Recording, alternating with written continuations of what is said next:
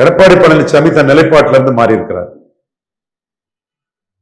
காங்கிரசும் பாஜகவும் நாட்டுக்கு தேவையில்லாத அணியினார். அவர் இப்போ பாஜகவோட கூட்டணி சேர்ந்திருக்கார். எடப்பாடி பழனிசாமி விக்கிரவாண்டியில போலரைசேஷனை தடுக்க முடியல, ஆனா தப்பிட்டாரு. போலரைசேஷன் பண்ணி ஏறி வந்த பார்ட்டியான பாமகவோட கூட்டணி போனதுல தப்பிட்டார். ஈரோடு கிழக்குல அவர் களத்துக்குள்ள வராது, சீமான் கிட்ட மாட்டிக்கிட்டார். நான்வலார போன்ற மத்தியில் சீமான் ஏறிட்டார்.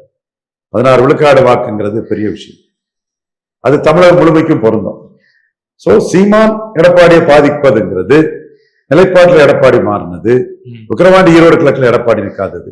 இது கள அரசியல்.